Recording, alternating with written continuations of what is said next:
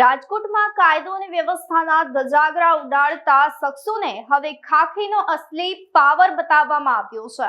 Police પ્રત્યેની જૂની અદાવતમાં આચરેલું આ દુઃસાહસ હવે આ શખ્સોને ભારે પડી શકે છે.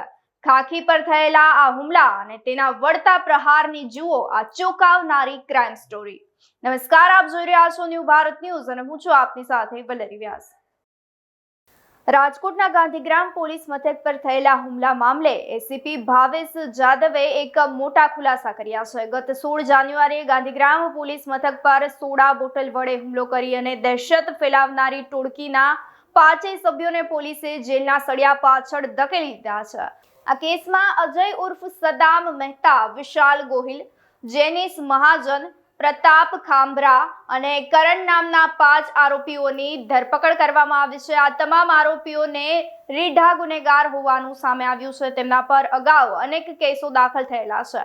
પોલીસની કડક કાર્યવાહીથી ડરવાને બદલે આ શખ્સોએ ખાખી પ્રત્યે દાજ રાખી અને પોલીસ સ્ટેશન પર જ સોડાની બોટલો ઝીકી દીધી હતી. પોલીસ સ્ટેશન જેવા સંવેદનશીલ સ્થળ પર થયેલા આ હુમલો કાયદાના શાસનને પડકાર સમાન હોય તેવું લાગી રહ્યું છે. પરંતુ રાજકોટ પોલીસે આ 5 આરોપીઓને દબોચીને સ્પષ્ટ કરી દીધું છે કે ખાખી સામે આંખ ઊંચી કરનારાનું સ્થાન હવે માત્ર જેલના અંધારા ઓરડામાં જ રહેલું છે. ગઈ તારીખ 16/1/2026 રોજ ગાંધીગ્રામ પોલીસ સ્ટેશનના ગેટની બહાર અજાણ્યા 5 જેટલા ઈસમોએ સોડાની બોટલો ફેંકેલી.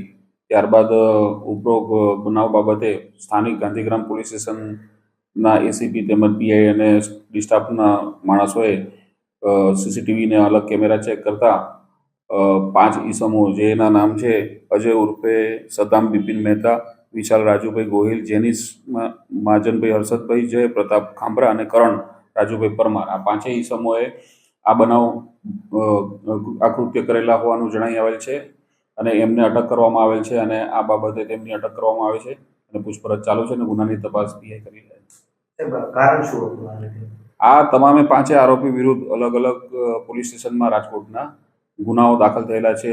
વ્યથાના, શારીરિક ઈજાઓના અને પ્રોહિબિશન એક્ટ ને એટ્રોસિટી એ પ્રમાણેના અલગ અલગ ગુનાઓ છે અને બહુ વધારે પડતા ગુના છે એમના વિરુદ્ધના. એટલે આ પોલીસની પ્રત્યે એમને દાજ રાખીને આ કૃત્ય કરેલું છે.